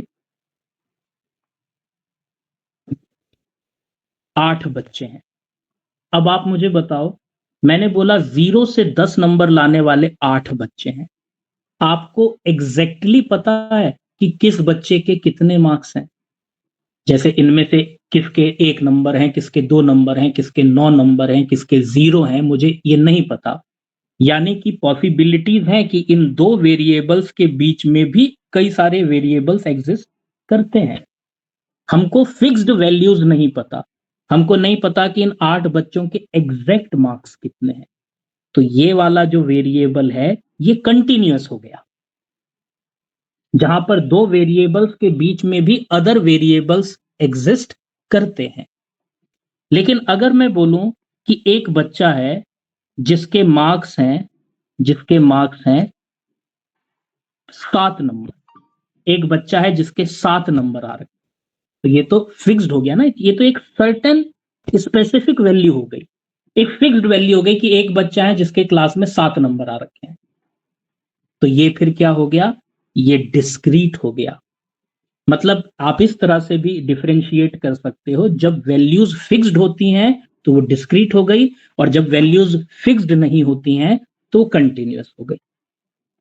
अब जैसे मैं बोलता हूं कि मेरी एज, मान लो अगर मैं बोलूं कि भाई मेरी एज कितनी है, तो मैं बोलूं मेरी एज 40 है, तो ये क्या हो गई? एक फिक्स्ड वैल्यू हो गई। लेकिन मैं बोलूं कि यार 0 से 40 साल के बीच में 1000 लोग आते हैं, 1000 लोग ऐसे हैं जिसकी एज 0 से 40 साल के बीच में है, तो मुझे मालूम है कि किसकी एज कितनी है इन 1000 में, किसकी एज 25 है, किसकी 26 है, किसकी 28 है।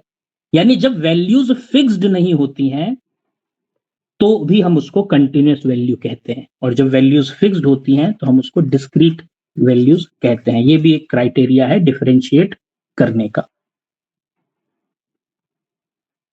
अच्छा, दूसरा पॉइंट जो आपको याद रखना चाहिए, इट इन्वॉल्व्स इंटीजर्स। ये थोड़ा मैथमेटिकल टर्म हो गया। इंटीजर्स क्या होते हैं? That is no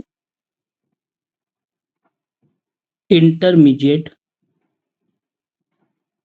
values between 2 points.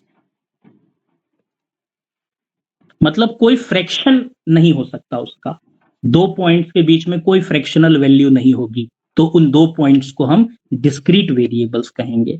जैसे मैं बोलूं कि एक क्लास में 2 बच्चे पढ़ते हैं, 1 और 2, तो इन 2 पॉइंट्स के बीच में कोई अदर वैल्यूज एग्जिस्ट नहीं करती, इनके बीच में कोई इंटरमीडिएट वैल्यूज नहीं है। जैसे अगर कोई मेरे से पूछे कि क्या कोई 1.1 भी है, क्या कोई वैल्यू 1.2 भी है, तो मैं बोलूंगा नहीं, या तो 1 है या तो 2 है।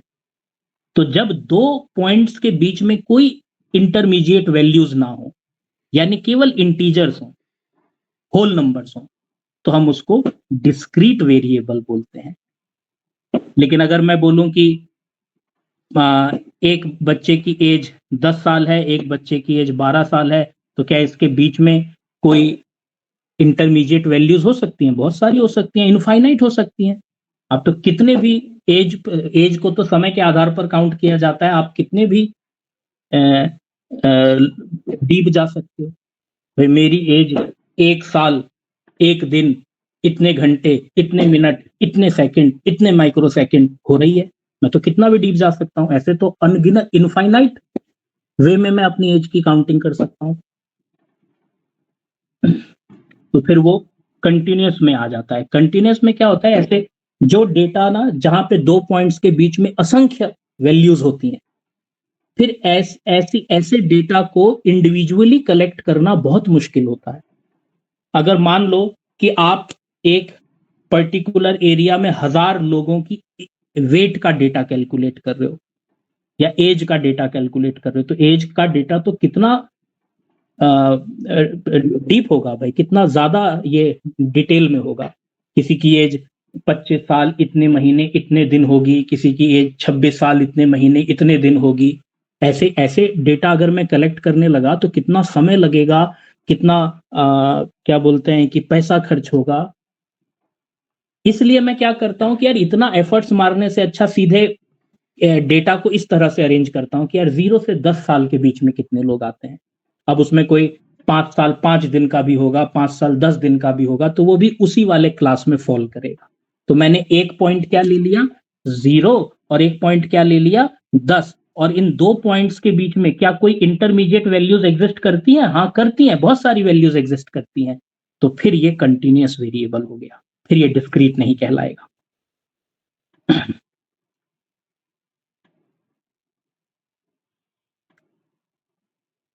इसके बाद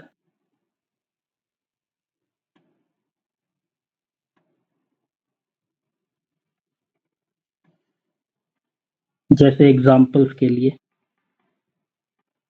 भाई, number of members in a family,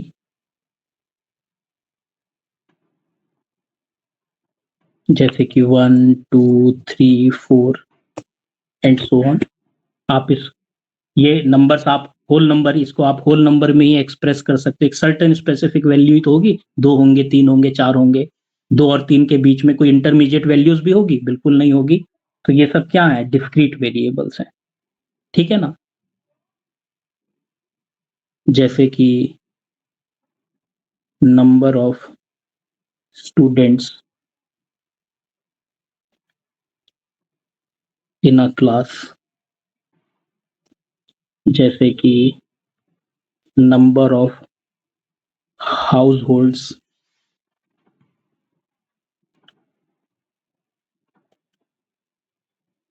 in a city. ये सब आपके क्या हो गए, डिस्क्रीट वेरिएबल्स हो गए। ठीक है ना। क्योंकि यहां पर आप इनको फ्रैक्शन में एक्सप्रेस नहीं कह सकते।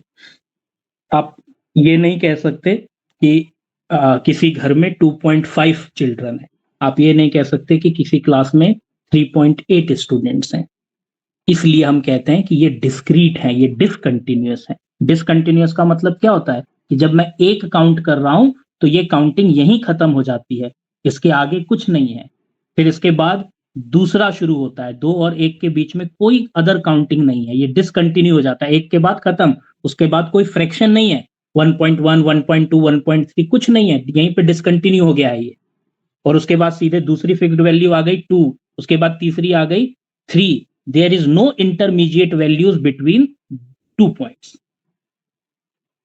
है ना। लेकिन अगर मैं बोल रहा हूं कि एक 0 से लेके 10 नंबर लाने वाले 8 बच्चे हैं, तो क्या ये 0 के बाद डिसकंटिन्यू हो गया? 1 नंबर, 2 नंबर, 4 नंबर कुछ नहीं, कंटिन्यूटी है। किसी की हो सकता है 1 नंबर भी हो, 5 नंबर भी हो, 6 नंबर भी हो। तो जब 2 पॉइंट्स के बीच में इंटरमीडिएट वैल्यूज एग्जिस्ट करती हो तो फिर वो क्या कहलाती हैं, कंटिन्यूअस वैल्यूज कहलाती हैं। अगर हम डिस्क्रीट वेरिएबल्स के कैरेक्टरिस्टिक्स की बात करें तो क्या पहचान है इसकी?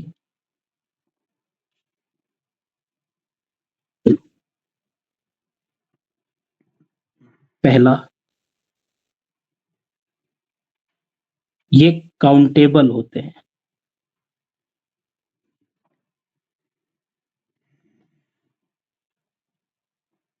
And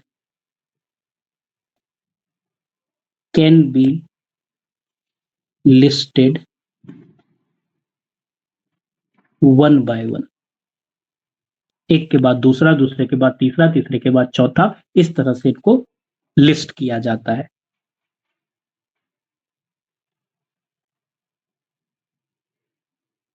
there is no middle value.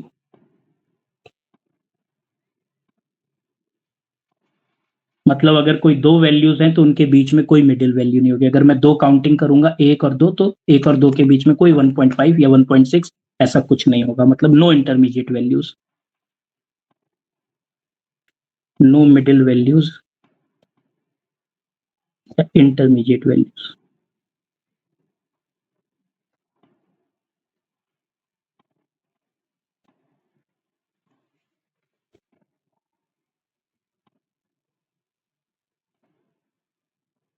expressed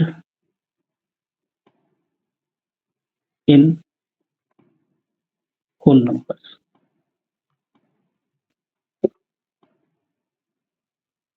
that is cannot be expressed in fraction। आप इसको फ्रैक्शन में एक्सप्रेस नहीं कर सकते।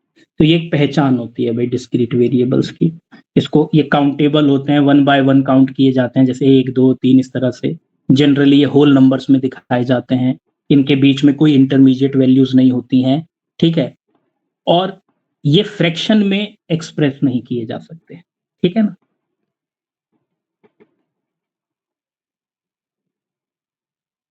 इसके बाद बात आती है कंटिन्यूअस वेरिएबल।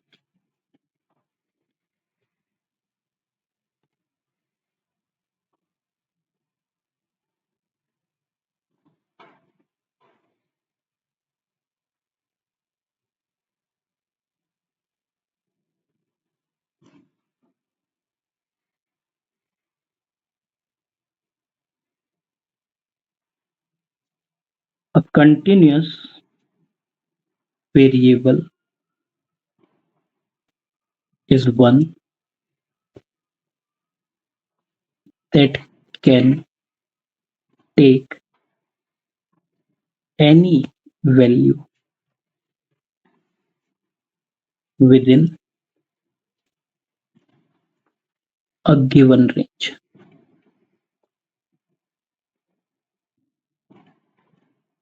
ठीक है, any value within a given range।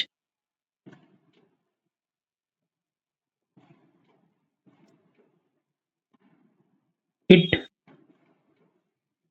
include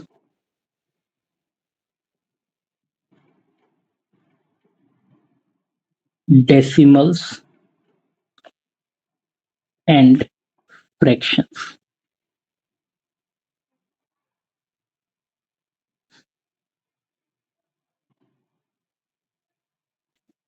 These values are measured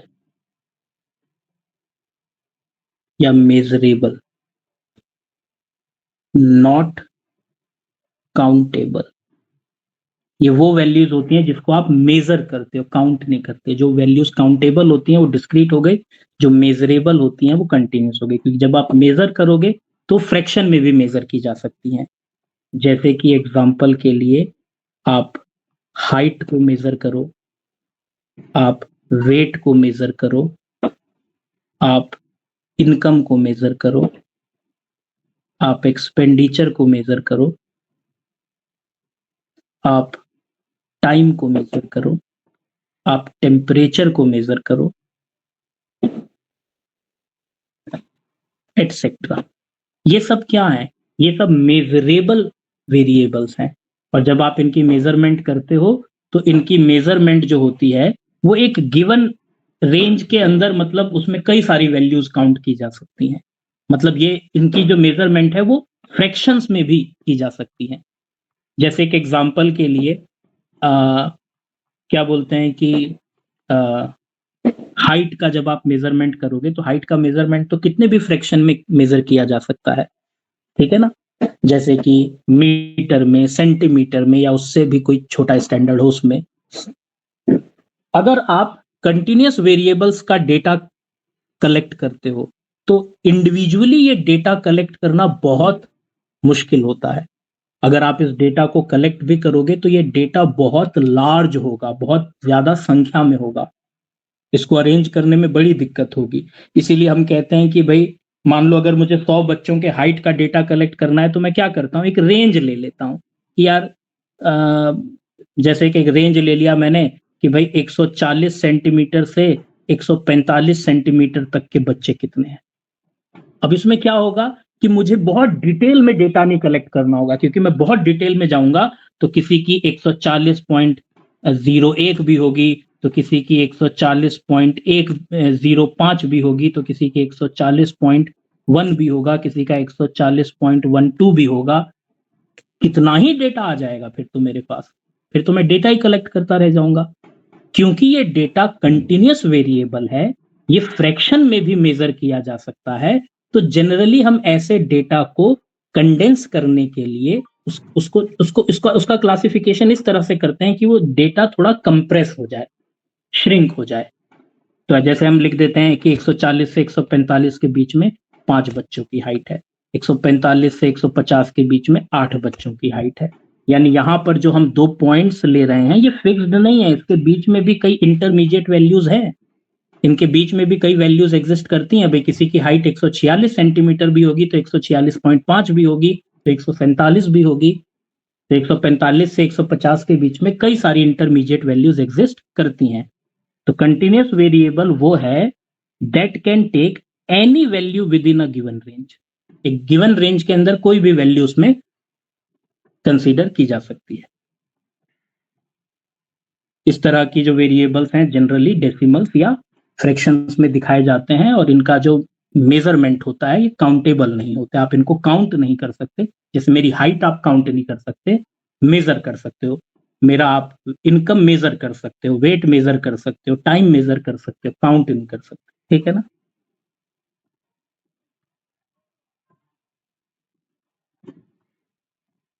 एक चीज और ऐड कर दूं,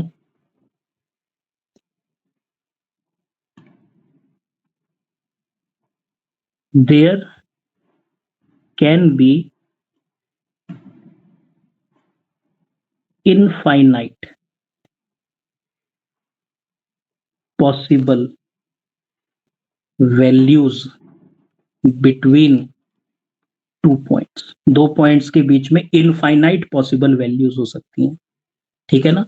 जैसे कि अगर मैं बोलूं कि 40 केजी और 50 केजी के बीच में कितनी वैल्यूज हैं, तो कितनी भी आप कितना भी डीप जाकर उसको डेटा को कलेक्ट कर सकते हो, ठीक है ना? मतलब केजी में, उसके नीचे ग्राम में, उसके नीचे और भी जा सकते हो आप।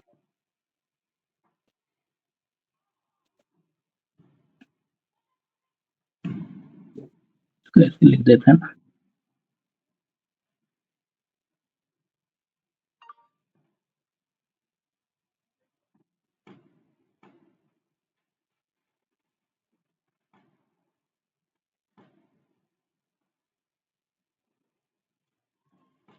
अगर हम इसके कैरेक्टरिस्टिक्स पढ़ें तो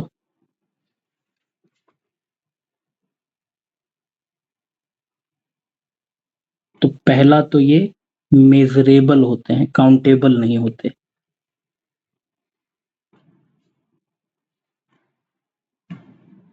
can be measured in fraction। दूसरा,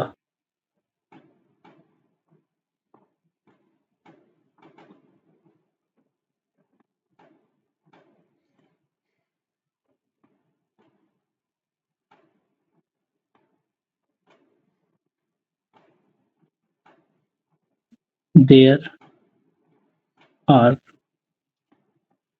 infinite values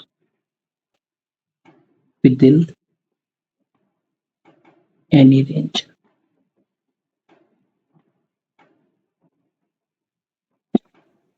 ठीक है?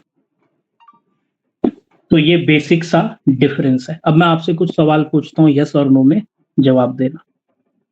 अगर 2 पॉइंट्स के बीच में कोई मिडल वैल्यू ना हो, अगर 2 पॉइंट्स के बीच में कोई मिडल वैल्यू ना हो, तो वो किस तरह का वेरिएबल होगा?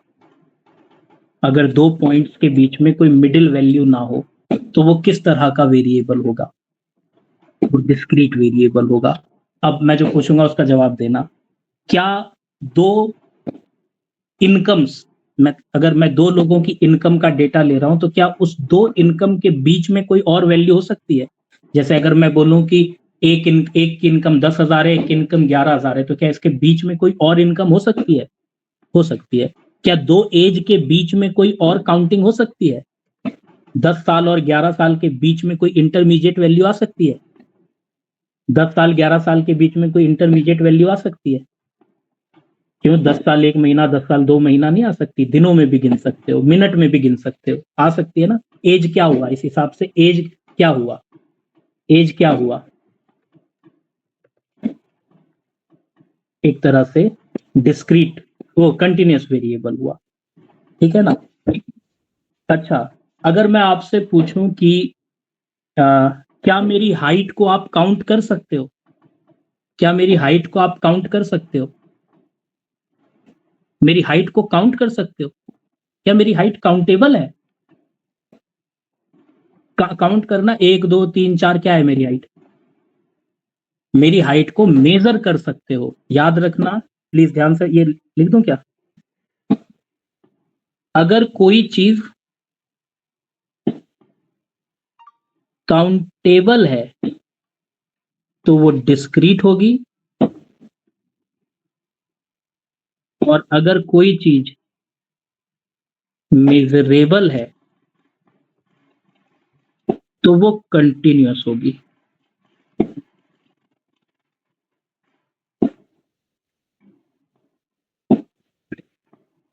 ठीक है?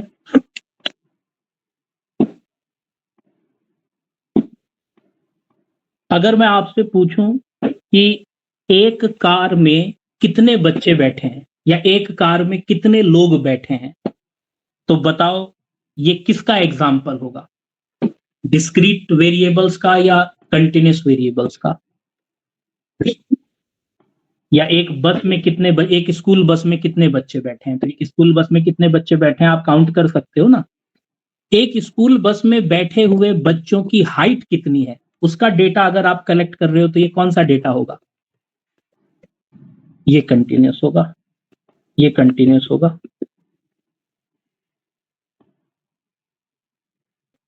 तो आप एक बेसिक डिफरेंस समझे डिस्क्रीट और कंटिन्यूअस वेरिएबल में। अगर एक बेसिक डिफरेंस क्लियर है तो हैंड रेस करो, क्योंकि यहां से जुड़े अगर कोई सवाल आते हो तो आप उनका जवाब आसानी से दे सकते हो। अगर ये क्लियर है तो फिर इसके बाद हम बात करेंगे स्टैटिस्टिकल सीरीज की। इसकी बात हम कल करेंगे 10 बजे। अगर मैंने कोई मैसेज